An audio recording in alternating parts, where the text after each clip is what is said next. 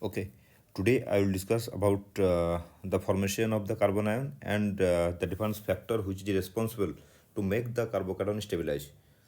Okay, so hello guys, my name is Kamarul Munir and welcome to my channel uh, Chemistry through Problem Solving. So without wasting any time, let's start. Actually, in the previous video, I told about the how the carbocation formed. Okay, if you look the matter, I actually the formation of carbocation, carboanion, and the free radical. I have tried to make you understand how it become formed from the methane. Okay, so what is carbanion?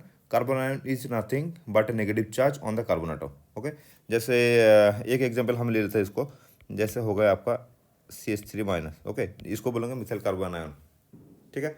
सो इसके बाद same same चीज़ें हैं जो कि carbon के ऊपर जो positive charge था उसको बोलते थे कार्बोकैटायन। अब कार्बन के ऊपर नेगेटिव चार्ज है तो उसको बोलेंगे हम कार्बोनायन।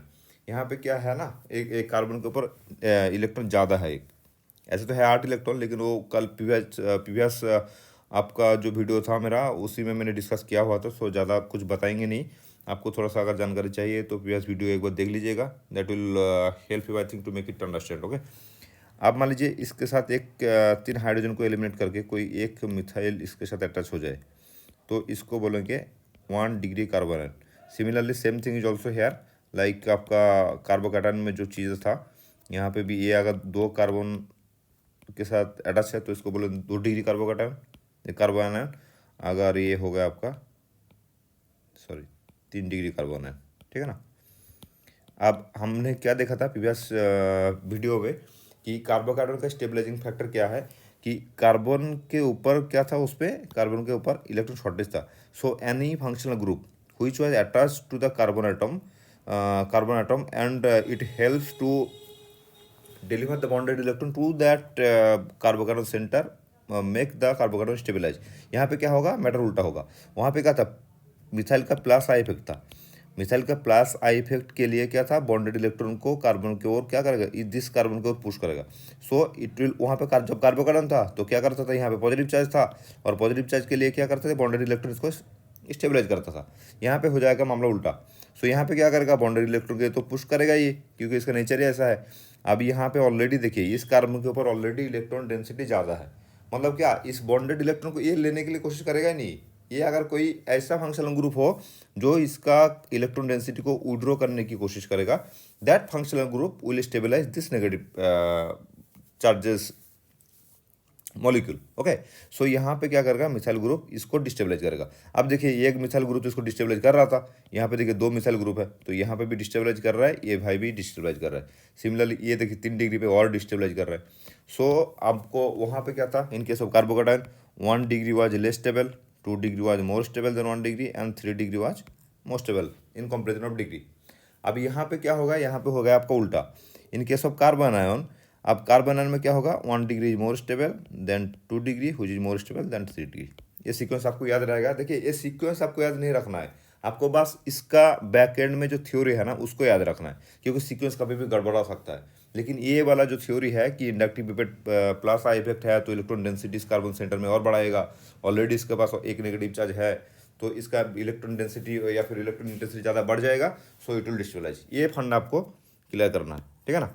अभी चलिए एक दो इंटरेस्टिंग एग्जाम्पल और देख लेते हैं तो that will be very easy for you to make it understand. Okay, अब देखिए एक एग्जाम्पल हम आसान सा ले लेते हैं कि मान लीजिए यहाँ पे है CH2 माइनस, यहाँ पे है और एक CH2 और यहाँ पे एक क्लोरीन।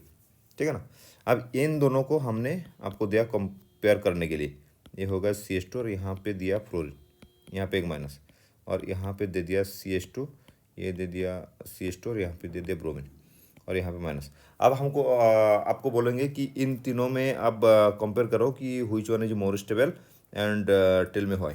देन यहाँ पे क्या होगा, यहाँ पे देखिए हम कभी भी ना कोई भी 2-3 कंपाउंड अगर कंपेयर करेंगे एक दूसरे से तो उसके अंदर जो डिफरेंस है ये पहले देखेंगे कि what are the difference between this 2 और 3 मॉलिक्यूल्स। ओके, यहाँ पे तो जाहिर सी बात आपको सिंपल सा दिख रहा है कि यहाँ पे only difference is that the attach which is atom attach the atom which is attached at the number 2 carbon. If I start numbering from here, the second carbon में, okay, यहाँ पे देखिए हैलोजन में क्या है, क्लोरीन है, यहाँ पे फ्लोरीन है एंड ब्रोमीन है। ओके, अब देखिए इन तीनों हैलोजन में से अगर इन तीनों को डिफरेंशिएट करेंगे तो कैसे करेंगे। Fluorine is, we know that fluorine is the most electronegative element of the periodic table.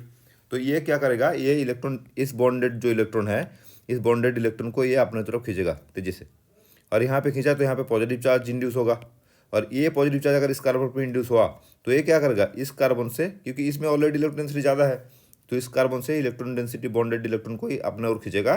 तो क्या होगा, इस कार्बन में जो इलेक्ट्रॉन डेंसिटी है, इसका जो कार्बन इलेक्ट्रॉन का जो बोझ है इस कार्बन सेंटर पे, वो बोझ थोड़ा सा क्या होगा, हल्का होगा। अब देखिए इससे, इस फ्लोरीन से भी कम इलेक्ट्रोनेगेटिव है क्लोरीन, लेकिन क्लोरीन का इलेक्ट्रोनेगेटिविटी ब्रोमीन से ज़्यादा है। तो ये क्या करेगा, ये भी बॉन्डेड इलेक्ट्रॉन को खींचेगा, लेकिन इन कंपेरिजन ऑफ फ्लोरीन ये उतना नहीं खींच पाएगा, लेकिन फिर भी खींचेगा। तो फिर ये हो जाएगा आपका डेल्टा माइनस, ये हो जाएगा आपका डेल्टा प्लस, और ये प्लस होगा तो इस बॉन्डेड इलेक्ट्रॉन को अपने ओर खींचेगा, इसका भी इलेक्ट्रॉन डेंसिटी थोड़ा सा कम करेगा। सिमिलरली ब्रोमीन भी करेगा। ओके, तो ये होगा, आप तीनों में से कंपेयर करेंगे सबसे ज़्यादा स्टेबल कौन होगा, ये होगा सबसे ज़्यादा स्टेबल। नेक्स्ट होगा आपका दिस कंपाउंड, एंड ये हो जाएगा 3 नंबर पे। Clear, I think it was very simple actually. हाँ, अब देखिए कुछ फैक्टर और भी है कुछ कंपाउंड में, वो आपको इसमें बताया नहीं, वो एक बार, वो थोड़ा सा और ट्रिवियल क्वेश्चन है, मैं आपको वो बार आपको बस ये मेरा क्वेरीज है आपसे। अब मैं एग्जांपल देता हूँ, आप ये बस अपने दिमाग लगाइए और मुझे बताइए कि कौन सा वाला कंपाउंड ज़्यादा स्टेबल है। Okay, before giving that example I just want to add one more point in the in this, that अब मान लीजिए यहाँ पे ना एक क्लोरीन, ये हो गया आपका एक क्लोरीन वाला। ओके, ये हो गया एक नेगेटिव चार्ज, और दूसरा कंपाउंड हो गया हमारा ये Cl, ये हो गया हाइड्रोजन, और ये हो गया CH2 माइनस, और तीसरा हो गया हमारा ये वाला एक कंपाउंड, मान लीजिए ये तीनों CH2, ये होगा माइनस। ओके, अगर हम आपको ये देंगे कि इन तीनों में से आप कंपेयर करिए कौन सा ज़्यादा, कौन सा नेगेटिव चार्ज या फिर कौन सा कार्बन आयन ज़्यादा स्टेबल है, तो इनमें से भी फंडा सिंपल है। वहाँ पे प्रीवियस एग्जाम्पल जो हम आपको दिए थे उसमें क्या था आपका, what was the stabilising factor, the factor was the inductive effect of this halogen atom which was attached with that molecule. वहाँ पे क्या था कि we know that this halogen molecule is electronegative, it will withdraw the bonded electron and through its minus I effect. यहाँ पे क्या होगा, bonded electron को अपने ओर खींचेगा, तो ये डेल्टा नेगेटिव माइनस क्या होगा, इंड्यूस होगा। So the effect we called it minus inductive effect. Okay, अब and this minus inductive effect will stabilize this negative charge. अब ये क्लोरीन है, तो ये क्या कर रहा है, ये स्टेबलाइजिंग फैक्टर है इसका, तो ये same kind of stabilising factor इस मॉलिक्यूल में कितना है, 2 है। देखिए ये भी खींचेगा, ये भी खींचेगा, तो ओवरऑल ये ज़्यादा खींचेगा, तो इसकी इलेक्ट्रॉन डेंसिटी घट जाएगा। ठीक है ना। तो सिमिलरली यहाँ पे देखिए कितना है, 3 है, तो ये तीनों खींचेगा, तो ये भाई भी इस बॉन्ड से इलेक्ट्रॉन खींचेगा और खींचेगा, तो इसका इलेक्ट्रॉन डेंसिटी और कम हो जाएगा। तो इलेक्ट्रॉन डेंसिटी यानी कोई भी चार्ज ना, not only electron density, negative charge और positive charge, any kind of charge, ये क्या करता है, मॉलिक्यूल को डिस्टेबलाइज करता है। और ये इसका एक बोझ है मान लीजिए, तो कोई भी बोझ को हल्का करेगा तो that molecule will be stable. इतना बस मोटा मोटा समझ लीजिए, ये आसानी हो जाता है। थोड़ा सा इस टाइप को बातें बताता हूँ तो थोड़ा सा दिमाग में ना ये फिट ज़्यादा होता है। Okay, other than scientific term and all. तो यहाँ पे आप तीनों में कंपेयर करिए, मुझे कंपेयर करके बताइए। तो जाहिर सी बात यह है कि ये ज़्यादा स्टेबल होगा than this and then this. Okay, तो इतना समझ में आ गया होगा आपको। अगर मान लीजिए अब सेम कंपेरिजन अगर ये क्लोरीन के साथ यहाँ पे फ्लोरीन का करेंगे, तो ये प्रीवियस जो एग्जाम्पल था उसके साथ सिमिलर होगा ये भी। ठीक है ना। इन तीनों का अगर कंपेयर करें, मान लीजिए क्लोरीन, ये हो गया फ्लोरीन, और ये हो गया आपका ब्रोमीन, ये हो गया आपका ब्रोमीन। इन तीनों का अगर बोलेंगे आप कंपेरिजन करो, ये दिस एंड दिस कंपेरिजन करो, तो फिर बात तो ही पा जाएगा। तीनों को क्या करेंगे, तीनों का इलेक्ट्रोनेगेटिविटी का जो डिफरेंस है उस वही डिसाइडिंग फैक्टर बनेगा तीनों में से कौन ज़्यादा स्टेबल है। क्योंकि फ्लोरीन ज़्यादा इलेक्ट्रोनेगेटिव है, तो ये भाई 1 नंबर पर सबसे ज़्यादा स्टेबल रहेगा, फिर आपका क्लोरीन, फिर आपका हो जाएगा ब्रोमीन। ठीक है, इतना तो आई होप कि up to this it should be clear. Okay, now क्या होता है ना, ये ऑर्गेनिक केमिस्ट्री थोड़ा सा मतलब अजीब टाइप का सब्जेक्ट है। ये जितना रूल फॉलो करता है ना, उससे फॉलो ना करने वाला, कुछ अलग तरफ लगाने वाला भी कंपाउंड खूब ज़्यादा है। तो एग्जामिनर या पेपर सेटर क्या करता है, वो जो चीज़ें जो आपका नॉर्मल फॉलो करेगा नहीं, जिसमें थोड़ा सा और जानकारी की जरूरत है, जिसमें थोड़ा सा तिकड़म है, वो वाला पूछ लेगा। तो आपको मान लीजिए दिया जाएगा इस टाइप का।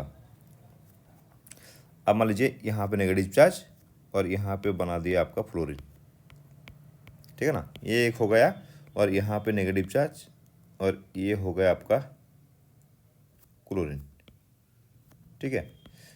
और फिर आपको पूछा जाएगा compare the stability of this two compound, ठीक है। आप मुझे सोच के बताइए ये दोनों में से कौन सा स्टेबल है।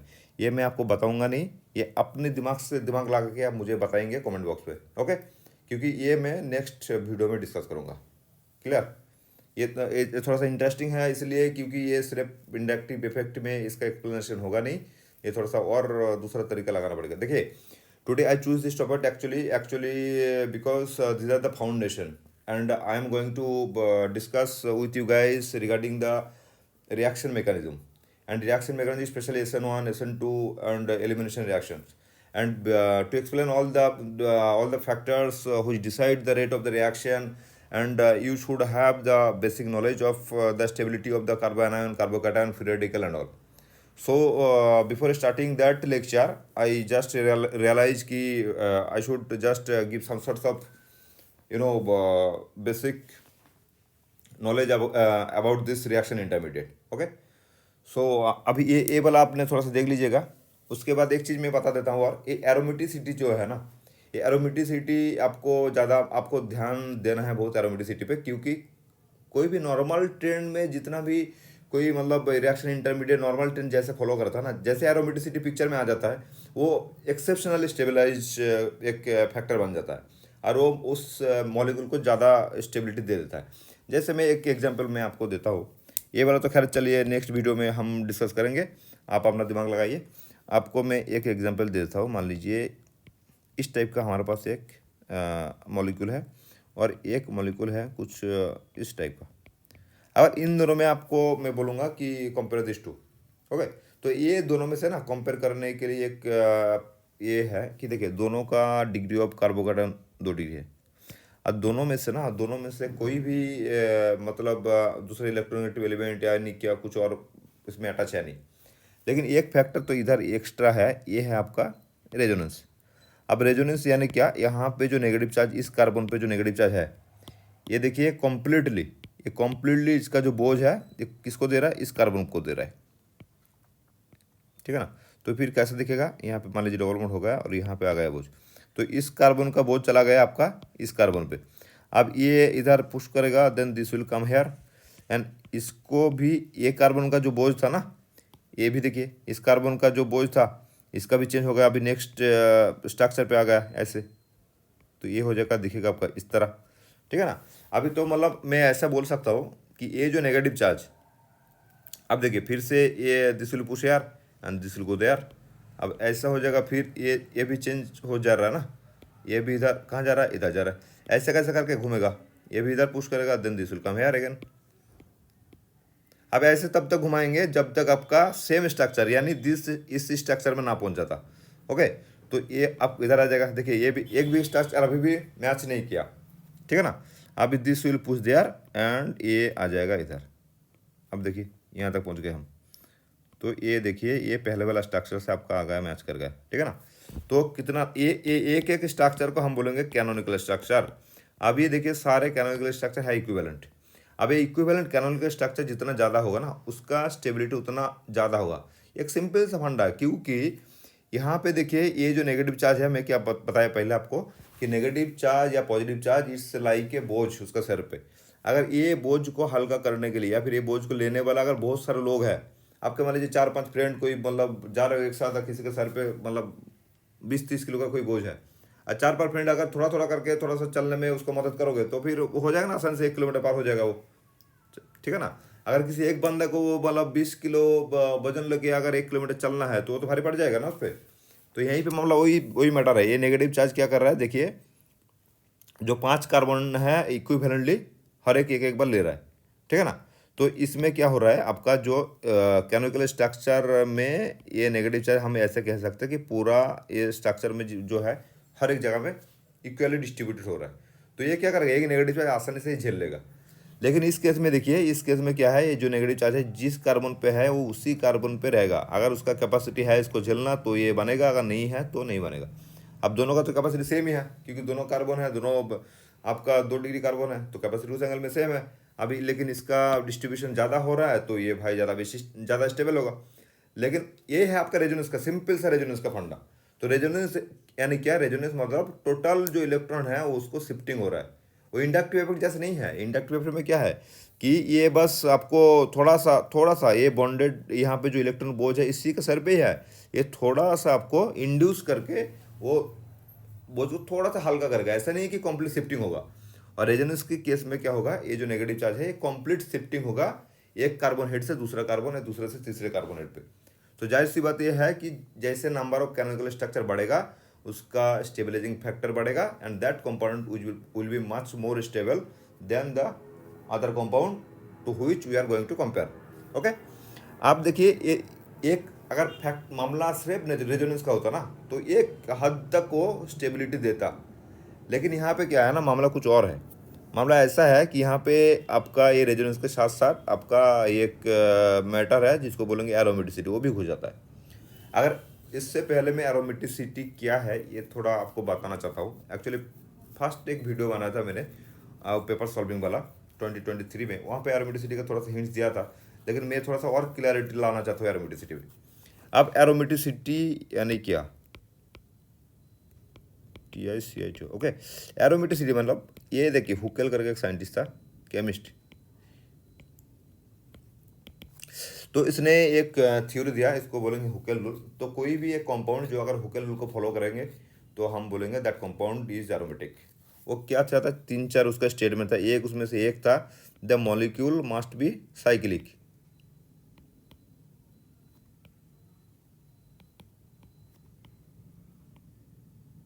ओके, एक तो साइक्लिक होना पड़ेगा कंपाउंड को। दूसरा है द कंपाउंड में क्या होगा ना, एक मतलब planarity, the compound must be planner.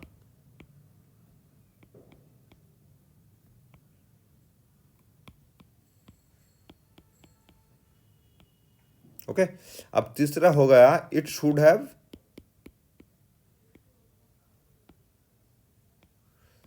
ये बड़ा actually each and every theory is important है। और ये क्या है एरोमेटिसिटी कब बोलेंगे, अगर in combination of all this theory, अगर किसी एक कंपाउंड में ऑल थ्योरी अप्लाई होगा then the compound will be aromatic, otherwise नहीं होगा। It should have contain 4n+2 pi electron, and number 4 all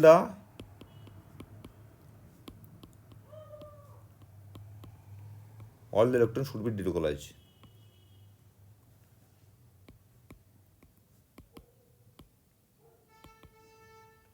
delocalise यानी क्या, पूरा ऑल जितना भी इलेक्ट्रॉन होगा सारे एक दूसरे से घूमेगा, पूरा रिंग में घूमेगा, ठीक है ना। ये चार हो गया आपका हुकेल्स रूल का पोस्टुलेट। अगर किसी एक कंपाउंड में चारों के चार फॉलो करेगा then the compound will be aromatic, अगर नहीं करेगा तो वो एरोमेटिक नहीं है। क्लियर।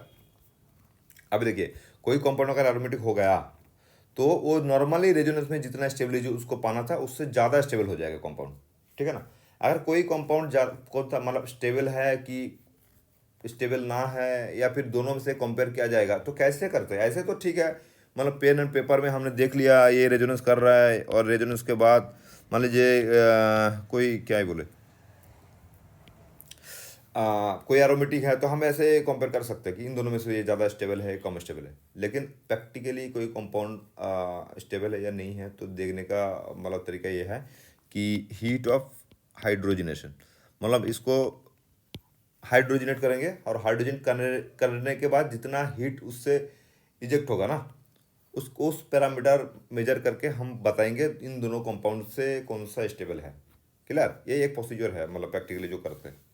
ठीक है, खैर हम वो अभी देखेंगे नहीं, क्योंकि मेरा पास अभी जो भी एग्ज़ाम पे जितना भी आएगा मेरा सामने स्ट्रक्चर होगा, और आइदर वो रेजोनेंस कर रहा है कि नहीं, उसके एंगल स्ट्रेन है या फिर कुछ और है, ऐसे देख के हमको पता चल जाएगा कि वो कंपाउंड स्टेबल है कि नहीं है। ठीक है, लेकिन एक चीज़ हम बस ध्यान रखिएगा, अगर कोई कंपाउंड में एरोमेटिक वाला फंडा आ गया तो वो एक्सेप्शनल स्टेबल, मतलब उससे क्रॉसपॉन्डिंग कोई भी कंपाउंड दे दे उससे ज़्यादा स्टेबल होगा। लेकिन ये 4 चीज़ें जो है आप मारिए रट्टा इसको, क्योंकि ये 4 मतलब पोस्टुलेट को लगा के आपको डिसाइड करना है whether the molecule is aromatic और नॉन एरोमेटिक और एंटी एरोमेटिक। यहाँ पे ये एक थ्योरी और देना है आपको। ये देखिए, अगर मान लीजिए ये तीनों थ्योरी अप्लाई हो रहा है और 3 नंबर जो थ्योरी दिया मैंने यहाँ पे क्या बोला हमने, 4n+2 number of pi electron should be there in a compound. Okay, अगर मान लीजिए 4n+2 पाई इलेक्ट्रॉन वहाँ पे नहीं है, वहाँ पे है 4n number of pi electron, okay, और बाकी ये तीनों फॉलो कर रहा है। So if the compound follow the rule number 1, the rule number 2, rule number 4 with 4n number of pi electron, then उस कंपाउंड को बोलेंगे एंटी एरोमेटिक। क्लियर?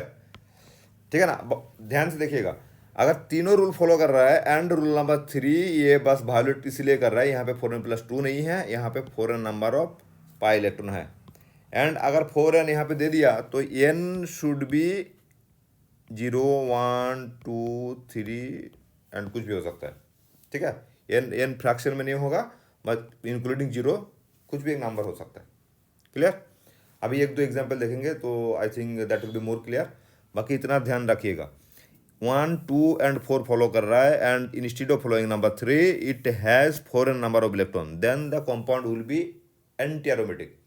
अगर मान लीजिए कोई कंपाउंड नॉर्मल स्टेज में जितना स्टेबल था, अगर वो कंपाउंड किसी रीजन एरोमेटिसिटी गेन कर रहा है तो that will be more stable then it's corresponding previous precursor. अगर मान लीजिए वो कुछ रिएक्शन करके एंटी एरोमेटिक बन गया तो स्टार्टिंग से वो और भी ज़्यादा क्या बोले अनस्टेबल बन जाएगा। ठीक है ना? अगर मान लीजिए ये हो गया आपका, एक मैं प्लॉट में दिखा देता हूँ, ये हो गया आपका एनर्जी। ओके, यहाँ पे मान लीजिए एक कंपाउंड है जो नॉर्मल से कंपाउंड जो है कि आपका नॉन एरोमेटिक। अब हाँ, ये नॉन एरोमेटिक किसको बोलेंगे? अगर मान लीजिए कोई भी कंपाउंड हो, कोई भी इन चारों में से कोई भी एक रूल फॉलो नहीं कर रहा है, कोई भी एक रूल फॉलो नहीं कर रहा है, उसको बोलेंगे हम नॉन एरोमेटिक। ठीक है ना? कोई भी एक रूल फॉलो नहीं कर रहा है उसको बोलेंगे other than 4n and 4n+2 pi electron. ये दोनों छोड़ के मान लीजिए कोई ये ऐसा है 4n+1 पाई इलेक्ट्रॉन है, हो सकता है 4n-1 पाई इलेक्ट्रॉन है, हो सकता है कुछ भी हो सकता है।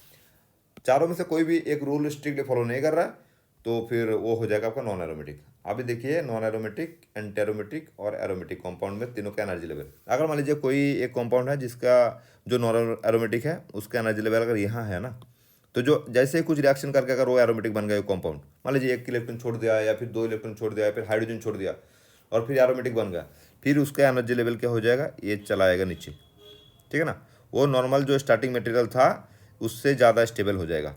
अगर मान लीजिए वही कुछ रिएक्शन करके वो उसका वो जो प्रोडक्ट बनेगा, यहाँ ये मान लीजिए स्टार्टिंग ये हो गया प्रोडक्ट 1, मान लीजिए कुछ हो जाएगा, कुछ प्रोडक्ट बना जो कि आपका ए वाला रूल फॉलो करेगा, इंस्टेड ऑफ बीइंग एरोमेटिक ये एंटी एरोमेटिक बन गया, तो उस केस में उसका एनर्जी लेवल क्या हो जाएगा, और बढ़ जाएगा, यहाँ पे चला जाएगा उसका एनर्जी लेवल। ठीक है ना? तो ये चीज़ें थोड़ा सा ध्यान रखना है, ध्यान इसलिए रखना है क्योंकि आगे जाके ना कोई भी रिएक्शन करेंगे, जैसे स्पेशली आपको पूछा जाएगा, यहाँ पे एक और आ गया चीज़ें, एसिडिटी। ठीक है, ऐसे तो acidity, comparison of acidity and basicity, ये बहुत वास्ट एक चैप्टर है जहाँ पे ये सारे चीज़ें जोड़ के ही आपको वो सॉल्व करना है। कि ऐसे तो काफ़ी सारे एग्जाम में आपने देखे होंगे कि compare the acidity of the following 3 compound, ऐसे देता है, कभी कभार दे देता है तीनों में से सबसे ज़्यादा एसिडिक कौन है, ये भी पूछ लेता है। वहाँ पे क्या करना है ना, वहाँ पे यही चीज़ें करना है। उससे पहले एक तो बस आपको एसिडिटी का एक डेफिनेशन में बस मोटा मोटा बता देता हूँ। ऐसे तो इनऑर्गेनिक में ना काफ़ी सारे कॉन्सेप्ट्स है एसिडिटी का, कोई H+ छोड़े या OH- छोड़े या फिर ऑक्सीजन के साथ बाइंड हो या फिर इलेक्ट्रॉन कोई भी इलेक्ट्रोनेगेटिव एलिमेंट छोड़े या फिर कोई इलेक्ट्रोनेगेटिव एलिमेंट के साथ अटैच हो या फिर लोन पेयर दे दे या फिर लोन पेयर ले ले, ऐसा करके काफ़ी सारा कॉन्सेप्ट है अलग अलग नाम से।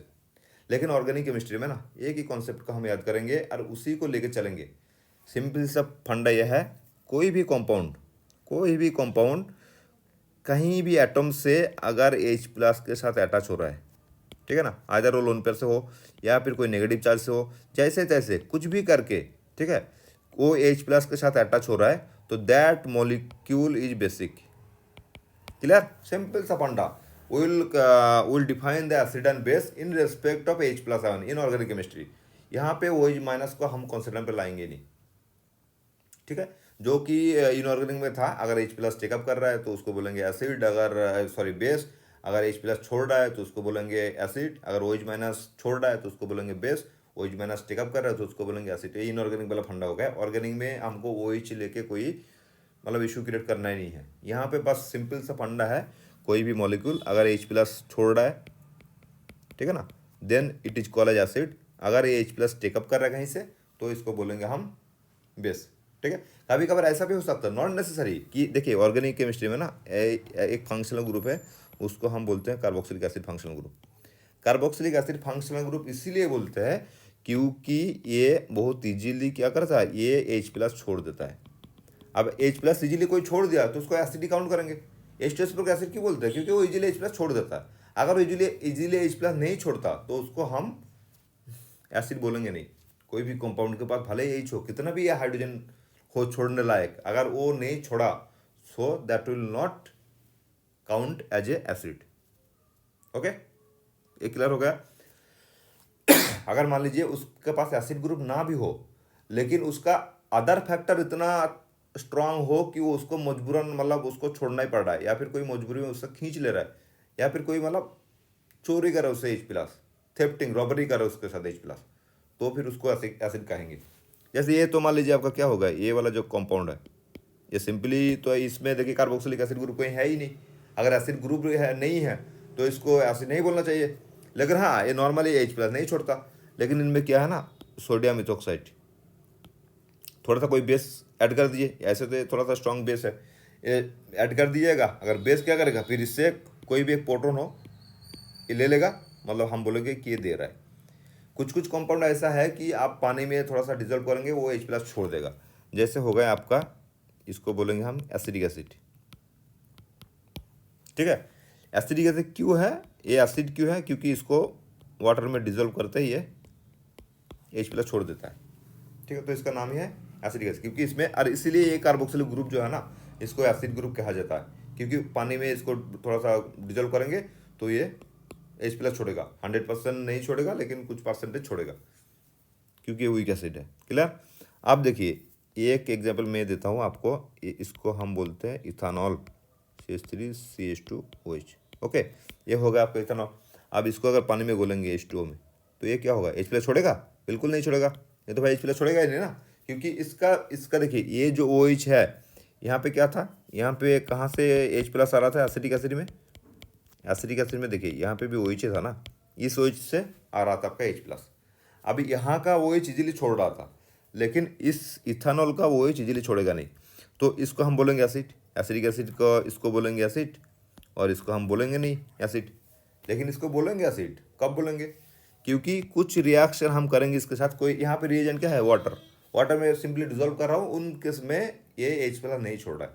अगर मान लीजिए इसके साथ सोडियम हाइड्राइड को मैं रिएक्शन कर रहा हूँ, सोडियम हाइड्राइड इसके साथ ऐड कर रहा हूँ, तो उस केस में क्या होगा, आसानी से क्या करेगा, ये जो H माइनस है इसके साथ प्रोटॉन लेगा इसका, और प्रोटॉन लेने के बाद ये हाइड्रोजन गैस बन के उड़ जाएगा सिस्टम से, और ये भाई बनेगा आपका CH2ONA प्लस H2। तो दिया कि नहीं, प्रोटॉन दे दिया ना। तो इस कंडीशन में वो नहीं दे रहा था, लेकिन इस कंडीशन में वो दे रहा है, तो इस कंडीशन में क्या बोलेंगे, ethanol is a acid, is an acid. Okay, तो ये जो OH है ये बन गया अब एसिडिक। क्लियर। तो यही बस सिंपल सा फंडा है। कोई भी कंपाउंड एसिड नहीं है या बेस नहीं है, वो डिपेंड करता है कि कौन सा रिएक्शन के साथ, कौन सा मीडियम में उसको रिएक्शन कर रहा हूँ मैं। तो जैसे एसिडिक एसिड हम क्या बोले अभी, एसिडिक एसिड एसिड बोला कि नहीं। तो अगर एसिडिक एसिड एसिड है कब तक, जब तक वो प्रोटॉन दे रहा है। मतलब भले ही कि इसके पास क्या है, कार्बोक्सिलिक एसिड ग्रुप है, फिर भी हम इसको एसिड नहीं बोलेंगे जब तक ये प्रोटॉन नहीं देगा। लेकिन एक्वस मीडियम में ये दे रहा है, इसलिए हम बोलेंगे इसको एसिड। अगर मान लीजिए H2SO4 मीडियम में इसको हमने रखा है एसिडिक एसिड को, फिर हम बोलेंगे कि एसिडिक एसिड एसिड है, नहीं है भाई। फिर उस केस में acidic acid is not an acid. क्यों, क्योंकि भाई H2SO4 मीडियम में ये H प्लस दे ही नहीं सकता, ये देगा ही नहीं। उल्टा क्या करेगा, इसका पास जो एक कार्बोनिल ग्रुप है ना, इसको अलग से ये प्रोटोनेट कर देगा, घुमा के प्रोटोनेट कर देगा। So this will act as a base.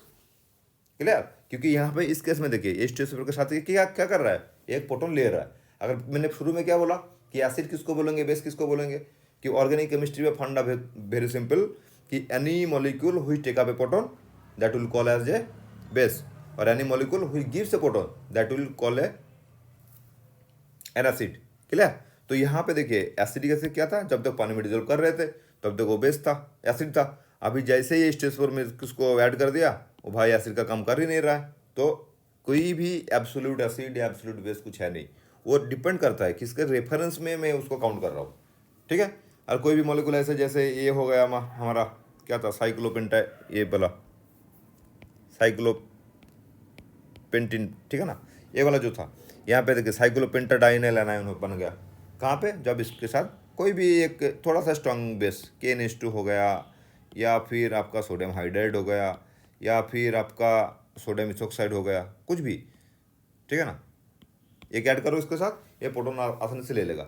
अब आपको पूछा जाएगा कि मान लीजिए दो कंपाउंड का कंपैरिजन मैं दे देता हूँ। अब इन दोनों से, अब ये मान लीजिए ये हो गया आपका साइक्लोपेंटाडाइन, और ये बन गए आपको, ठीक है ना, साइक्लोपेंटीन। अब मैं आपसे पूछूंगा कि इन दोनों में से कौन सा ज़्यादा एसिडिक है, या फिर इसका कोरस्पोंडिंग जो कार्बोनाइन बनेगा, इन दोनों में से कौन सा, किसका स्टेबिलिटी ज़्यादा है। ठीक है। तो ये इसमें क्या होगा ना, ये वाला जो प्रोटॉन है in presence of strong base, ये वाला प्रोटॉन क्या करेगा, ले लेगा, और इसका जो नेगेटिव चार्ज जो बनेगा प्रोटॉन छोड़ने के बाद, उसका बना आपका ये। क्लियर। और इसका भी सिमिलरली यहाँ पे प्रोटॉन था, ये स्ट्रॉन्ग बेस क्या करेगा, इसका प्रोटॉन ले लिया और यहाँ पे बनाएगा आपका नेगेटिव चार्ज, तो ये बना इधर। अब देखिए ये जो नेगेटिव चार्ज है ना, इसका क्या करेगा, ऐसा होगा रेजोनेंस। अब इसका जो रेजोनेंस था मैंने पहले दिखाया कि इसका 7 आई थिंक 7 कैनोनिकल स्ट्रक्चर बन रहा है, यानी क्या कि एक जो नेगेटिव चार्ज है ये पूरा मतलब 7 स्ट्रक्चर में बट रहा है, मतलब 7 लोग हैं इसका नेगेटिव चार्ज को थोड़ा सा बोझ को हल्का करने के लिए। क्लियर। और इस केस में क्या हो रहा है, देखिए इस केस में हो रहा है आपका ऐसा, ये 2 बना। अब देखिए इसको घूमने लायक कुछ है नहीं यहाँ पे, घूमने के लिए यहाँ पे तो फिर से आपका क्या होना चाहिए था, एक कॉन्जुगेशन होना चाहिए था ना, लेकिन यहाँ पे कोई कॉन्जुगेशन है नहीं, तो ये नेगेटिव चार्ज फिर इधर से घूमेगा नहीं। ठीक है। ये फिर से इधर जाके इधर जाएगा, तो इधर जाके इधर जाएगा तो क्या बनेगा, आपका जो पहला वाला मॉलिक्यूल था ये सेम चीज़ें बन जाएगा। तो इसका कैनोनिकल स्ट्रक्चर कितना हुआ, 2, और इसका क्या था, 7 था आई थिंक। तो ये कौन सा ज़्यादा स्टेबल होगा, ये ज़्यादा स्टेबल होगा। तो एक तो कंपैरिजन इस एंगल में आप कंपेयर कर सकते हो इन दोनों को, लेकिन कुछ केस ऐसा होगा ना, कुछ केस में अलग होगा, वो मैं बाद में दिखाऊंगा। इन दोनों में से और एक फैक्टर बता देता हूँ। इनमें देखिए इसमें क्या है, ये कंपाउंड क्या है आपका, साइक्लिक है। ठीक है, ये कंपाउंड साइक्लिक है, हो गया। और दूसरा भी क्या है इस कंपाउंड में ना, ये देखिए ये नेगेटिव चार्ज क्या कर रहा है, पूरा मॉलिक्यूल पे घूम रहा है। तो ये नेगेटिव चार्ज क्या कर रहा है, इसको बोलेंगे ये डिलोकलाइज हो रहा है कि नहीं। ये नेगेटिव चार्ज कहीं एक जगह में लोकलाइज है नहीं, ये पूरा सिस्टम में क्या कर रहा है, घूम रहा है। तो this negative charge is delocalised. लेकिन इस स्ट्रक्चर में क्या था, इस स्ट्रक्चर में क्या था, देखिए ये यहाँ तक तो घूम रहा है, लेकिन इस यहाँ पे आ रहा है आपका नेगेटिव चार्ज, नहीं आ रहा है ना। यहाँ पे आने के बाद ये स्टॉप हो जा रहा है, देखिए डिलोकलाइजेशन। यहाँ पे आया, इसको फिर ये रास्ता क्या है, ये रास्ता बंद है इसका, इसको फिर वापस इस रास्ते पे जाना है, मतलब यहाँ तक आपका घूम रहा है नेगेटिव चार्ज, पूरा मॉलिक्यूल एज ए होल पे ये नहीं घूम रहा है। लेकिन यहाँ पे देखिए पूरा मॉलिक्यूल पे ही घूम रहा है नेगेटिव चार्ज, है कि नहीं। सो ये अगर पूरा मॉलिक्यूल पे घूम रहा है तो नंबर 1 क्या, हुकेल्स रूल का नंबर 4 क्या था, हुकेल्स रूल का 4 पोस्टुलेट क्या था, एक number the molecule must be cyclic, ये तो ठीक है, एक नंबर को सेटिस्फाई कर रहा है। 2 में क्या था, इसमें क्या था, the molecule as a whole planar. अब प्लानरिटी यानी क्या, अब प्लानरिटी मतलब हो गया आपका जितना भी मॉलिक्यूल का साइक्लिक मॉलिक्यूल में ना जितना कार्बन एटम है, सारे के सारे, नॉट ओनली कार्बन एटम, कुछ और भी एटम हो सकता है, सारे के सारे का हाइब्रिडेशन है sp2, क्योंकि ओनली sp2 इज प्लानर, बाकी sp3 हो गया तो फिर वो नॉन प्लानर हो जाएगा। sp भी प्लानर होता है, लेकिन इस केस में हम sp2 को कंसिडर करेंगे। अगर मान लीजिए सारे के सारे रिंग पे अटैच जितना भी कार्बन या कुछ और एटम है जिसका हाइब्रिडेशन है sp2, that molecule will be planar. अगर बीच में किसी का भी sp3 हो गया तो फिर वो प्लानेटरी को ब्रेक कर देगा। कुछ कंपाउंड ऐसा भी है, ठीक है ना, बीच में आपका sp3 हाइब्रिडेशन है बीच में एक कार्बन का, लेकिन फिर भी वो एरोमेटिसिटी दिखाता है, थोड़ा उतना स्ट्रांग लेकिन स्ट्रांग नहीं, लेकिन दिखाता है। वो रीजन कुछ अलग है, वो भी एक कभी डिस्कस करेंगे हम। लेकिन अभी यहाँ तक फिलहाल क्या आगे, अब देखिए यहाँ पे सारे कार्बन का हो गया आपका sp2, ओके, ये भी sp2 है, ये भी sp2, ये भी sp2, और ये जो नेगेटिव चार्ज है ना वही sp2 कार्बन पे ही है, ये ऑर्बिटल पे है नेगेटिव चार्ज, क्योंकि देखिए ये negative charge always pi bond में कन्वर्ट हो रहा है, तो इसका भी sp2, तो सारे के सारे sp2 मतलब द मॉलिक्यूल इज प्लानर। हो गया। और तीसरा नंबर पे क्या देखेंगे हम, ये तो डिलोकलाइज कर भी रहा है, तो डिलोकलाइज वाला भी हो गया, 4 नंबर वाला जो पॉइंट था डिलोकलाइज। अब तीसरा पॉइंट में क्या देखे थे उधर, ऐसे नहीं है कि 1 नंबर 2 नंबर 3 नंबर कुछ भी आप डाल सकते हैं, बस यही 4 पॉइंट है आपको जो कैलकुलेशन करना है, वो 4n+2 वाला मुद्दा देखेंगे। अब 4n+2 में अगर n = 1 डालेंगे, देखिए यहाँ पे, तो क्या बनेगा 4+2 = 6 पाई इलेक्ट्रॉन। अभी पाई बॉन्ड कितना है, देखिए यहाँ पे 1 है, यहाँ पे है 2, और ये देखिए जो नेगेटिव चार्ज है ना, ये क्या कर रहा है, कभी भी पाई बॉन्ड बन रहा है या फिर पाई बॉन्ड से निकल के ये नेगेटिव चार्ज बन रहा है, तो दिस एक negative charge comprise 2 electron. Okay, क्योंकि ये जो बॉन्ड था आपका एक कार्बन और हाइड्रोजन बॉन्ड से, ये H+ होने के बाद इस बॉन्ड में जो 2 इलेक्ट्रॉन था, ये दो ही इलेक्ट्रॉन क्या किया, इसका कार्बन के सिर पर आ गया, तो ये आ गया आपको H कैसे निकल गया, एज ए H+ निकल गया, ठीक है ना। तो एक नेगेटिव चार्ज पे है आपका 2 इलेक्ट्रॉन, तो कुल मिलाकर कितना इलेक्ट्रॉन हुआ, यहाँ पे हो गया 2, यहाँ पे 4 और यहाँ पे 2, मतलब 6 इलेक्ट्रॉन। ओके, तो 6 इलेक्ट्रॉन यानी क्या, n = 1। तो इस केस में देखिए 4n+2 भी हो रहा है, तो चारों के चार जो पोस्टुलेट था हुकेल्स का, ये चारों के चार फॉलो हो रहा है, तो हम क्या बोलेंगे, दिस मॉलिक्यूल इज एरोमेटिक। और मैंने पहले क्या कहा, कोई भी कंपाउंड अगर कोई भी रिएक्शन करने के बाद एरोमेटिक बन गया या फिर एंटी एरोमेटिक बन गया, दोनों में से स्टेबिलिटी का बहुत अंतर आ जाता है, तो ये एरोमेटिक बन गया और भी ज़्यादा स्टेबल हो गया। ऐसे तो इसका नंबर ऑफ केमिकल स्ट्रक्चर था 5 या 7 कुछ तो था, और वो उसके लिए जितना स्टेबिलिटी था इसका, जैसे एरोमेटिक बन गया इसका स्टेबिलिटी और ज़्यादा कई टाइम्स बढ़ गया। So that molecule will be, मतलब क्या होगा, ये prone to lose the proton, ये बहुत आसानी से प्रोटॉन छोड़ देगा। नॉर्मल जैसे मान लीजिए इस टाइप का अगर कोई सिंपल सा मॉलिक्यूल होता कि ये साइक्लोपेंटेन, यहाँ से प्रोटॉन लेना उतना आसान है नहीं। इसके लिए देखिए प्रोटॉन तो कोई भी दे सकता है, डिपेंड करता है कितना मतलब आप एग्रेसिवली मांग रहे हो प्रोटॉन उससे। बोले यहाँ पे अगर बेस बहुत मतलब तगड़ा वाला स्ट्रांग होगा तो ये प्रोटॉन दे सकता है, ठीक है ना, ये तगड़ा वाला बेस इससे प्रोटॉन ले सकता है।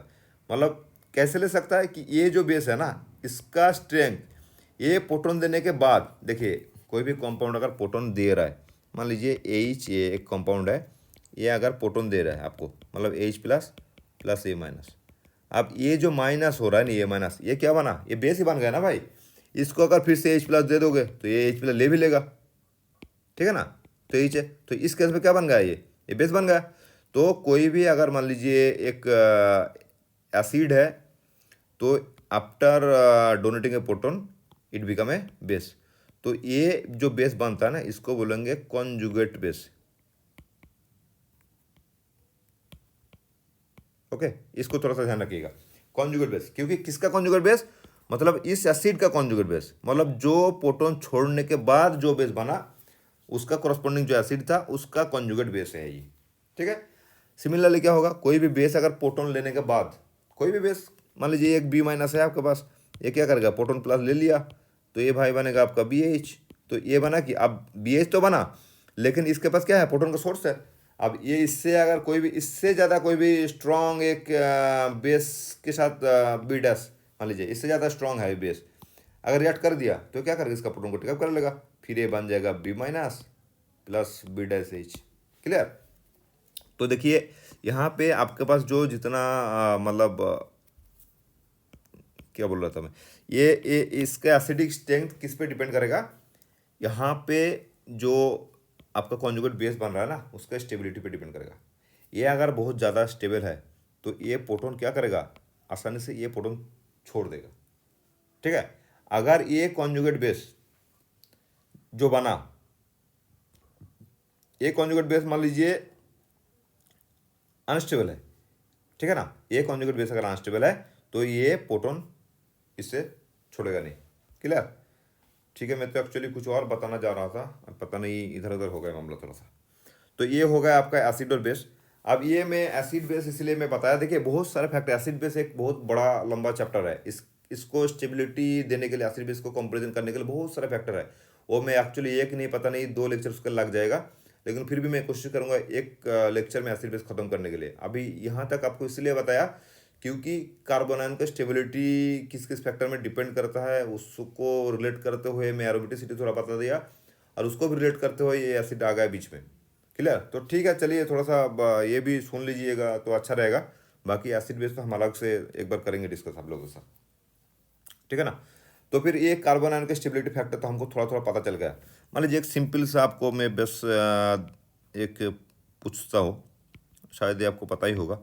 मान लीजिए ये हो गया आपका CH2-, ठीक है ना, और एक मैं दे देता हूँ आपको ऐसा एक बेंजाइलिक कार्बोकेटायन। सिंपल सी बात है, अगर मैं पूछूंगा आपसे इन दोनों में से कौन सा ज़्यादा स्टेबल है, ठीक है, तो दोनों में से ज़्यादा स्टेबल, यहाँ पे देखिए, यहाँ पे जो नेगेटिव चार्ज है एक ही कार्बन पे रहेगा। यहाँ पे इसका डिलोकोलेशन का कोई मैटर है ही नहीं, क्योंकि इसका कॉन्जुगेशन में कोई डबल बॉन्ड है नहीं।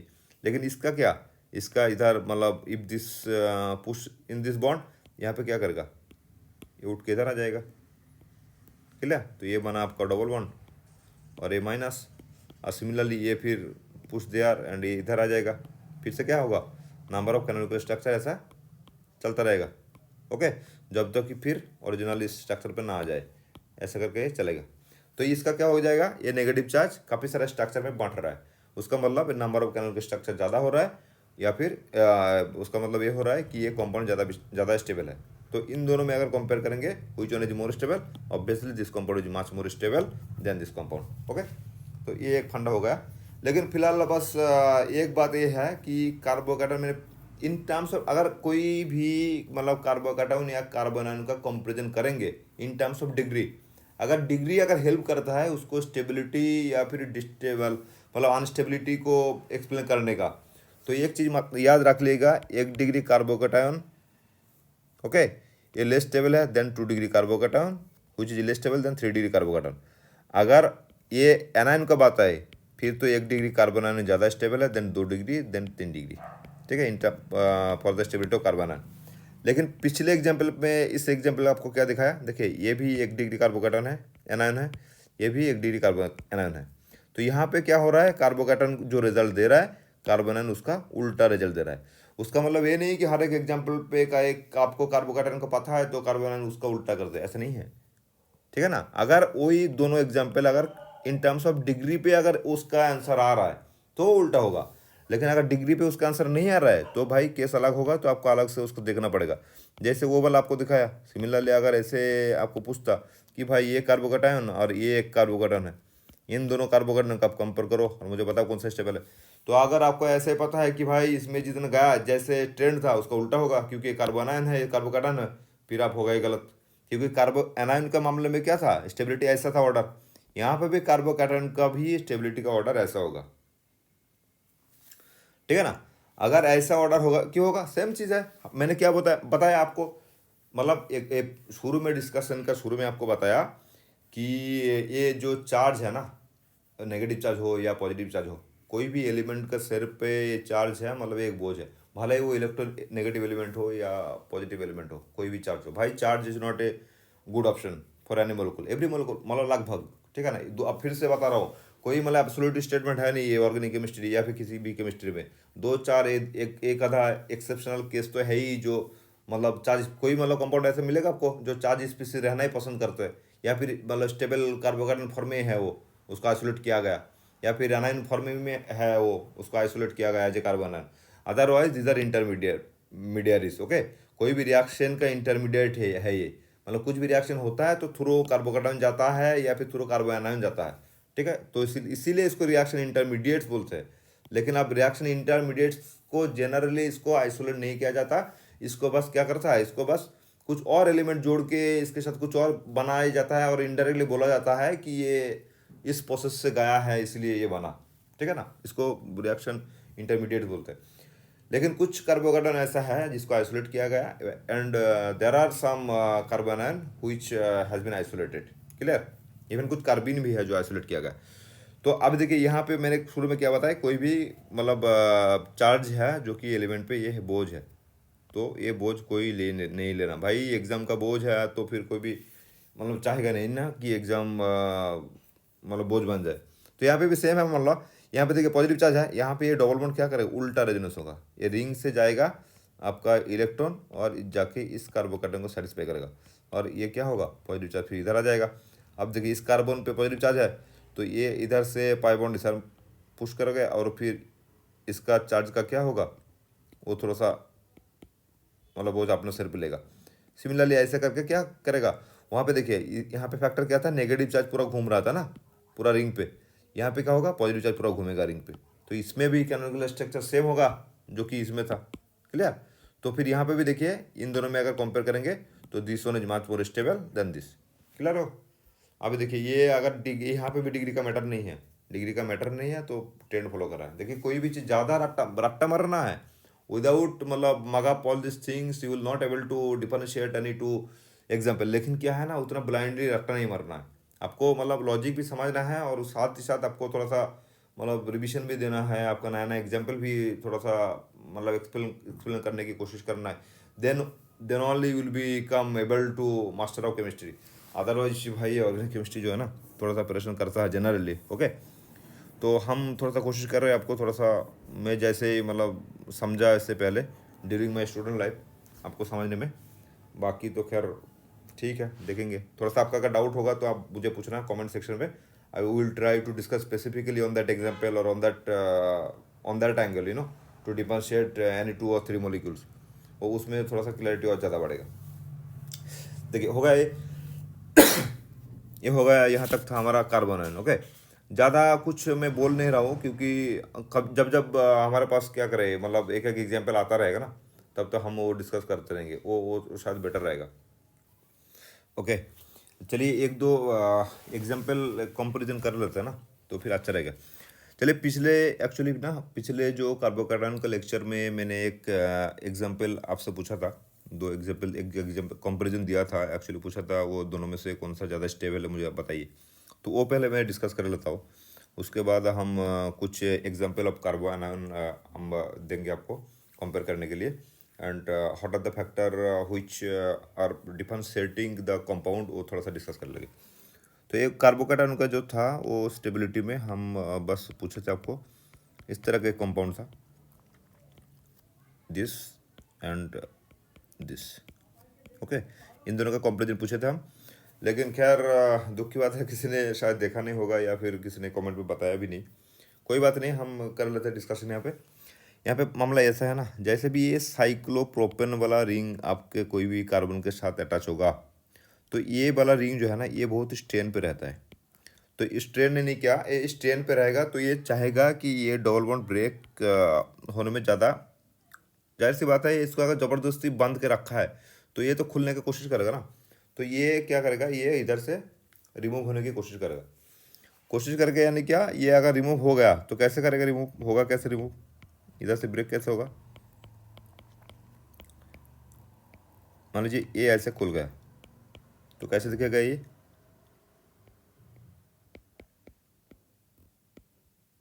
दिस प्लस, ठीक है ना। अब इस स्टेज में इसका स्टेबिलिटी थोड़ा ज़्यादा होगा क्योंकि यहाँ पे जो एंगल स्ट्रेन है ये वाला स्ट्रेन इसको झेलना नहीं पड़ रहा है। क्लियर। तो a cyclopropane behaves like an double bond, क्योंकि देखिए यहाँ पे अगर डबल बॉन्ड होता ना तो कॉन्जुगेशन पे क्या होता, ये हमको रेजोनेंस देता। मान लीजिए इस तरह का अगर डबल बॉन्ड होता कहीं पे इस तरह का, तो क्या होता है, ए पॉजिटिव चार्ज इसमें है इस कार्बन पे और ए डबल बॉन्ड इधर जाएगा, ये गया तो फिर क्या होगा, जैसे कार्बोनाइन पे हमने देखे पहले किस तरह का रेजोनेंस होता है कि नहीं। फिर मान लीजिए ये फिर से मान लीजिए वापस इधर चला गया तो ये बना फिर से आपका ओरिजिनल मॉलिक्यूल, ऐसा था शुरू में, फिर ये ऐसा था, फिर ये इधर इधर मूव करेगा। ओके, इस साइड मूव करेगा, कैसे दिखेगा, फिर ऐसे दिखेगा, सॉरी ये ऐसे दिखेगा। ओके, तो ऐसे ऐसे मूव करेगा, ठीक है ना।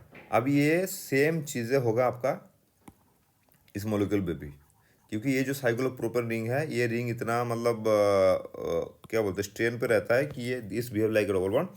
अब इधर से फिर से क्या हो जाएगा, ये फिर इधर आ गया अपनी जगह पे, और फिर मान लीजिए ये हो गया आपका CH प्लस। अब देखिए पिछले इसमें तो ए वाला बॉन्ड पार्टिसिपेट किया था ए डिक्लोरेशन पे, यहाँ पे फिर से आपका ए वाला जो बॉन्ड है ये भी ऐसे बिहेव करेगा, और फिर कैसा होगा CH ये बन गया, तो यहाँ पे जगह बन गया पॉजिटिव चार्ज। क्लियर। सिमिलरली फिर ये उल्टा रेजोनेंस हुआ, फिर चला गया अपना मॉलिक्यूल बना CH प्लस।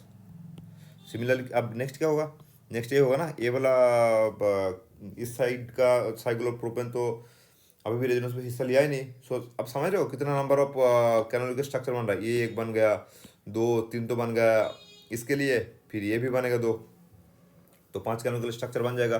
मैंने शुरू में क्या बताया कि नंबर ऑफ कैनोनिकल स्ट्रक्चर जिसमें ज़्यादा हो वो क्या होगा, वो ज़्यादा स्टेबल होगा। और यहाँ पे देखिए ये रेजोनेंस वाला कोई फंडा है ही नहीं। यहाँ पे एक ही चीज़ हो सकता है कि ये दोनों क्या करेगा, दोनों इंडक्टिव इफेक्ट के जरिए इसको स्टेबलाइज करने की कोशिश करेगा। तो वो फैक्टर तो भाई इसमें भी है, तो ये वाला दोनों फैक्टर कैंसल आउट हो जाता है। इसमें एडिशनली क्या बाँचता है, यहाँ पे ये साइक्लोप्रोपेन का जो रेजोनेंस वाला फंडा है वो बाँचता है। लेकिन यहाँ पे देखिए, यहाँ पे कोई उस तरह का साइक्लोप्रोपेन वाला नहीं है। ये बस क्या है, ये वाला ओपन रिंग है, और ओपन में इसमें स्ट्रेन है नहीं। अगर इस पर स्ट्रेन नहीं है तो ये ऐसे बिहेव करेगा नहीं, और फिर आपका स्टेबलाइजेशन फैक्टर बचेगा नहीं। क्लियर। तो इसमें इन दोनों में तो कंपेयर करके आपको मिल गया ये स्टेबिलिटी। अगर ये अगर ये कार्बोकेटायन को स्टेबिलिटी दे रहा है, तो सिमिलरली क्या करेगा, कार्बन आयन को डिस्टेबलाइज ही करेगा। क्लियर। इस केस में ऐसे ही होगा। अब देखिए मैं आपको 2-3 एग्जांपल देता हूँ, आप सोच के बताएंगे, या फिर इसको ऑर्डर जो है ये थोड़ा सा बताएंगे। टॉप थोड़ा उतना टॉप कुछ है नहीं, लेकिन फिर भी मान लीजिए SCH3 को ना मैं ME करके लिख रहा हूँ। ME मतलब हो गया आपका मिथाइल। ओके, ये हो गया मिथाइल। एक ये हो गया, एक मान लीजिए CH2 double bond CH2 minus होगा, ये हो गया 2। एक चलिए सिंपल सा मिथाइल दे देता हूँ 3। अब बताओ इन तीनों में से स्टेबल कौन है। जाहिर सी बात है, मैंने पहले तो इन दोनों का तो एक्सप्लेनेशन मैंने पहले दे दिया, अभी इस एग्जांपल में एक्स्ट्रा किया दिया इसको। ठीक है ना।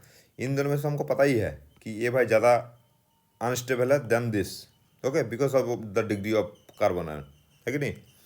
अब इनमें देखिए, इनमें क्या है, नेगेटिव चार्ज है इस कार्बन पे। अब इस कार्बन को अगर ये बोझ जो है ज़्यादा हेवी लग रहा है, क्या करेगा, इस बॉन्ड पे पुश करेगा, और ये जो है आपका देखिए कॉन्जुगेशन पे है, तो ये चल के जाएगा दिस कार्बन पे। तो मतलब अब नेगेटिव चार्ज होगा इसका सर पे, और ये भाई चला गया ऐसे। ठीक है ना। तो ये 2 कैनोनिकल स्ट्रक्चर बनेगा। यानी क्या, ये जो नेगेटिव चार्ज है ये 2 जन है जो कि इसका नेगेटिव चार्ज के बोर्ड को शेयर करने के लिए रेडी है। क्लियर। तो जाहिर सी बात ये है कि ये भाई स्टेबल ज़्यादा रहेगा, तो this compound is much more stable then this 2। इन दोनों में से ये है 2 नंबर पे, और ये होगा आपका 3 नंबर पे। ओके, तो अकॉर्डिंग टू स्टेबिलिटी अगर रीअरेंज किया जाए तो ये होगा आपका ऑर्डर। आई होप ये इतना तक आपको आ गया समझ में। अभी कुछ चीज़ें हैं, बस इतना चीज़ ध्यान दीजिएगा कि रेजोनेंस फैक्टर अगर है कहीं पे भी, क्योंकि ये देखिए यहाँ पे देखिए कंप्लीट शेयरिंग ऑफ इलेक्ट्रॉन हो रहा है, तो वो वाला फैक्टर आपको ज़्यादा मतलब रहेगा तगड़ा वाला। क्लियर। अब ये सवाल थोड़ा सा टॉप, पता नहीं टॉप बोलो या क्या नहीं, एक्चुअली जो ना ये टॉप जो है ये थोड़ा सा रिलेटिव है मैटर। तो खैर उतना ये थोड़ा सा एक्स्ट्रा जानकारी चाहिए, तो इसलिए मैं थोड़ा सा टॉप ही बोल रहा हूँ इसको।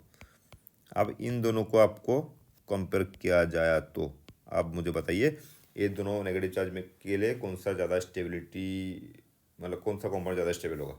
ओके, जस्ट पॉज किए इस वीडियो को, आप सोचिए फिर बताइए मुझे। यहाँ पे देखिए, यहाँ पे मैं क्या बताया, पहले कोई भी कंपाउंड दे दिया, कोई भी मतलब कपल कंपाउंड दे दिया, और आपसे पूछा कि दोनों में से स्टेबल कौन सा है, तो उसको मतलब just before answering this question आप बस इतना ध्यान से देखिए कि दोनों में से डिफरेंस कौन सा है। यहाँ पे देखिए, यहाँ तक दोनों का सेम है मामला।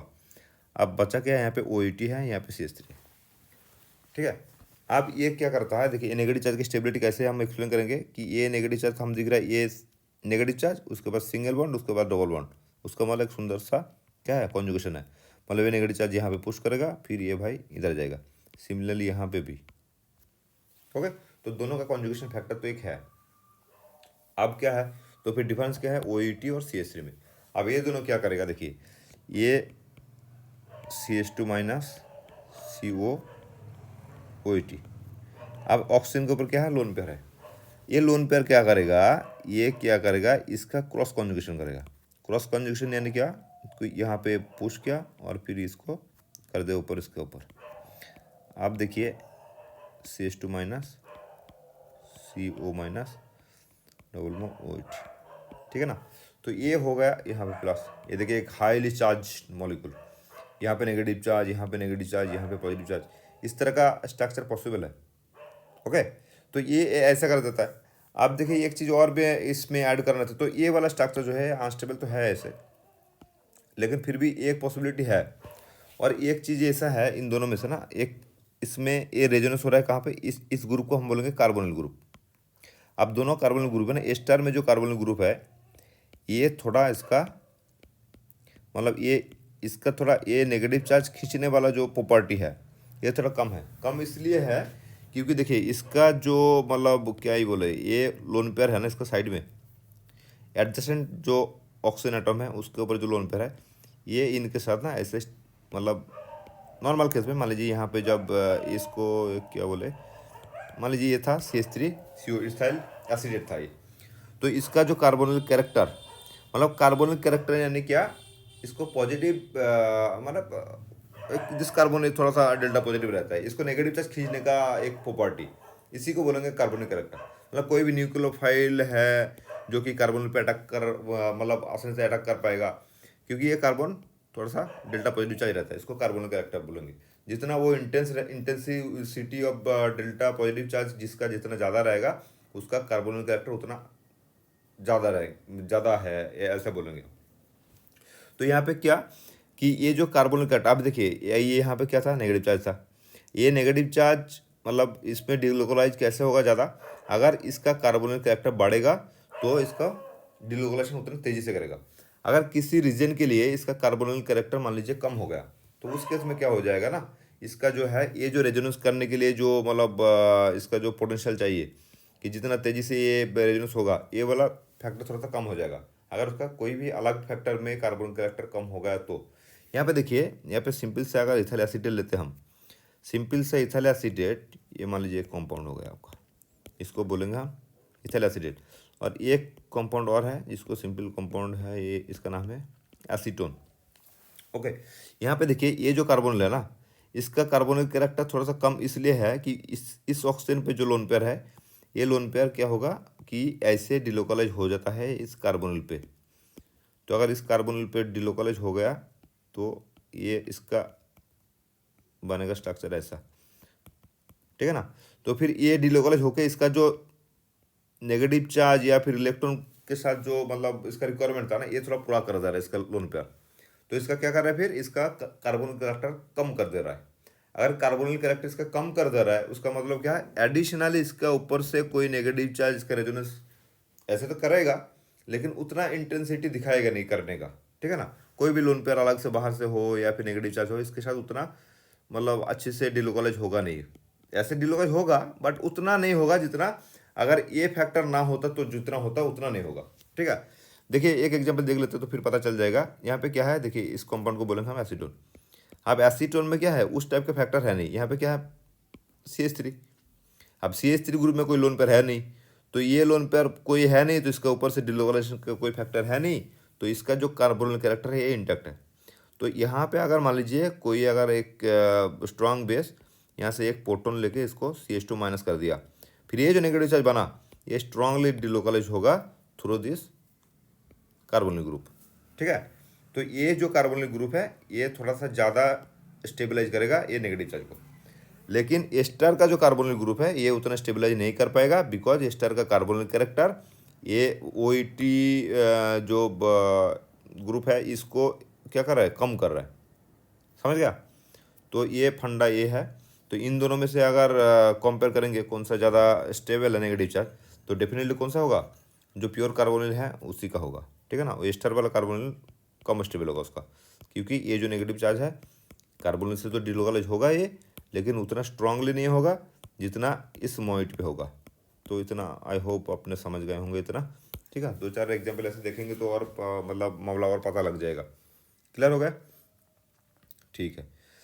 अब सिमिलरली मान लीजिए इसका नेगेटिव चार्ज और मान लीजिए एक और दे देता हूँ मैं, क्या छोड़िए उसको, एसिड वाला कुछ और ही हो जाएगा, इसको छोड़ देता हूँ मैं।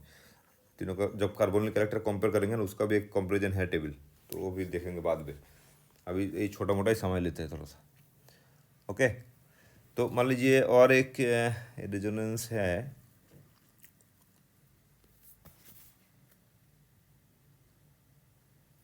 हाँ एक इंटरेस्टिंग फैक्ट और बता देता हूँ। कभी कभी मैंने शुरू में क्या बताया कि जब भी कोई भी अगर कार्बोनाइन हो या कार्बोकैटायन हो, अगर नंबर ऑफ कैनोनिकल स्ट्रक्चर बढ़ जाता है तो उसका क्या होता है, स्टेबिलिटी बढ़ जाता है, ठीक है। लेकिन ये चीज़ें थोड़ा सा ध्यान रखिएगा, मतलब this is not always true. मैं क्या बताया, कभी भी आपका ऑर्गेनिक केमिस्ट्री में जितना रूल्स है उसका मतलब वायोलेशन भी काफ़ी सारा है, तो आपको ध्यान रखना पड़ेगा। कोई भी चीज़ें आधा जानकारी, ये बहुत डेंजरस होता है, क्योंकि कोई एग्जाम में आपको बस नेगेटिव मार्क दिलाएगा आधा आधा जानकारी, ठीक है। तो डेफिनेटली है कैनोनिकल स्ट्रक्चर जिसका ज़्यादा है, इक्विवेलेंट कैनोनिकल स्ट्रक्चर, वो ज़्यादा स्टेबल है, वो फिर दूसरे कंपाउंड से वो ज़्यादा आपको स्टेबिलिटी दिखाएगा।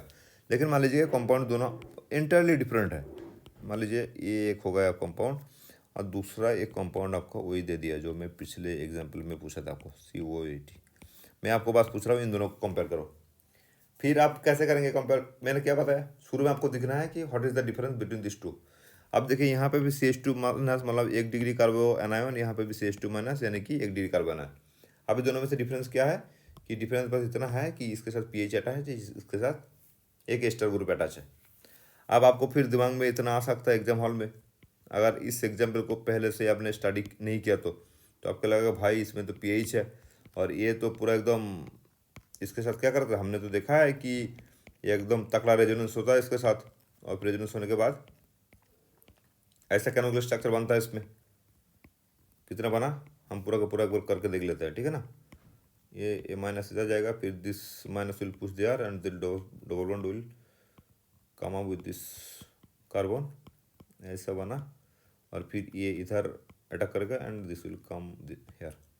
अब ये देखिए बन गया आपका फिर से ऑलमोस्ट ओरिजिनल वाला CH2 में। तो कितना हुआ, 1 2 3 4 5, कितना बना, तो 5 केमिकल स्ट्रक्चर बना, क्लियर। और इसको हम देख लेते हैं एक बार, इसको अगर देखेंगे तो इसमें कितना बनेगा, CH2 माइनस, ये देखिए ये COOH, okay, this will push there and ये गया इधर CH2 double bond C minus OH, बस दूसरा कोई पॉसिबिलिटी है नहीं। ये कितना बना केमिकल स्ट्रक्चर, 2। तो आपको क्या लगेगा भाई इसमें तो 5 है केमिकल स्ट्रक्चर, इसमें 2 है, तो कौन सा ज़्यादा स्टेबल होगा, डेफिनेटली ऐसा, सॉरी दिस वन, क्योंकि 5 केमिकल स्ट्रक्चर है, क्योंकि हमने यही बोला था शुरू में कि जिसका नंबर ऑफ केमिकल स्ट्रक्चर ज़्यादा होगा वो ज़्यादा स्टेबल। लेकिन भाई मेरे यहाँ पे डिफरेंस है इन दोनों कंपाउंड में, क्लियर। यहाँ पे 2 केमिकल स्ट्रक्चर है, फिर भी ये ज़्यादा स्टेबल है देन दिस। आपको लग रहा होगा कि भाई ये क्या, ये तो गलत है, ये मतलब कोई भी अगर थ्योरी कोई फॉलो कर नहीं रहा है तो उसको थ्योरी कैसे माना जाएगा। लेकिन यहाँ पे देखिए ये दोनों नेगेटिव चार्ज तो है, ठीक है, ये जिसके ऊपर ये रेजोनेंस हो रहा है ना, ये दोनों फंक्शनल ग्रुप, यहाँ पे अगर पीएच को एक फंक्शनल ग्रुप पकड़ेंगे और इसको बोलेंगे एस्टर एक फंक्शनल ग्रुप, तो ये इसका दोनों कैरेक्टरिस्टिक इंटरली डिफरेंट है। यहाँ पे देखिए जो नेगेटिव चार्ज जो डिलोकलाइज हो रहा है यहाँ पे, जिस एलिमेंट के ऊपर हो रहा है ना, एटम के ऊपर हो रहा है, वो क्या है, एटम ऑक्सीजन। ऑक्सीजन यानी क्या कि एक इलेक्ट्रोनेगेटिव एलिमेंट। इलेक्ट्रोनेगेटिव एलिमेंट यानी क्या, इसका इलेक्ट्रॉन इसको पसंद है, मतलब ये चाहेगा मेरा ऊपर नेगेटिव चार्ज ही हो।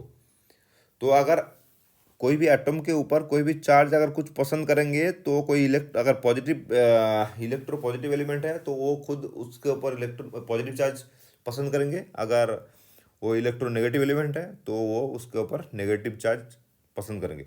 जैसे Na+ ज़्यादा स्टेबल है या Na-, तो डेफिनेटली Na+ ना भाई, क्योंकि इलेक्ट्रो पॉजिटिव एलिमेंट है, ये नेगेटिव मतलब ऑलवेज पॉजिटिव चार्ज छोड़ेगा और फिर से आ जाएगा आपका वही ऑक्टेट वाला फंडा एंड ऑल, ठीक है ना, इसीलिए वो इलेक्ट्रॉन छोड़ना पसंद करता है।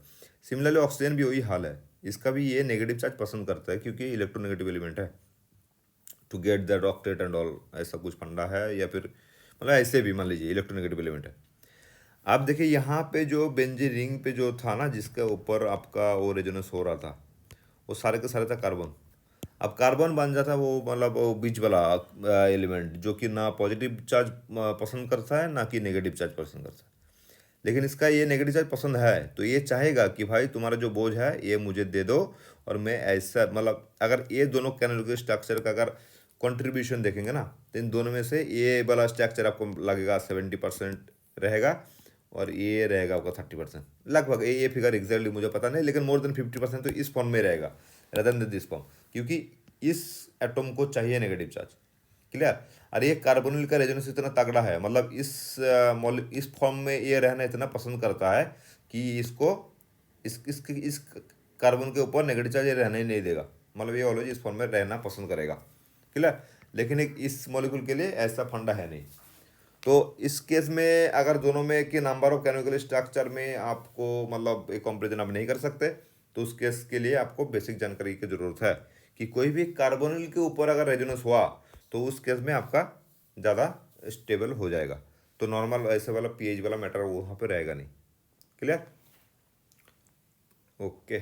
तो ठीक है, आप धीरे धीरे करेंगे ऐसे ऐसे। आज मैं मुझे लगता है काफ़ी बड़ा हो गया ऑलरेडी, एंड यहीं पे ख़त्म करते हैं। इसके बाद जैसे हम नेक्स्ट वीडियो में हम कोशिश करेंगे कि थोड़ा बहुत और फंडामेंटल डिस्कस करना, और उसके बाद हम चलेंगे रिएक्शन मैकेनिज्म पे। ऐसे तो ज़्यादा डीप में मैं जा नहीं रहा हूँ, क्योंकि अभी भी मुझे ऐसा लग रहा है कि you guys are in advance level student, and here I am trying to give some sorts of idea, just brush up your knowledge so that I can start the reaction mechanism. And thank you guys, thank you again for watching this video, and I hope I will come to know your requirement in which area I should prepare a video so that it will be helpful for you. Thank you again, thank you very much.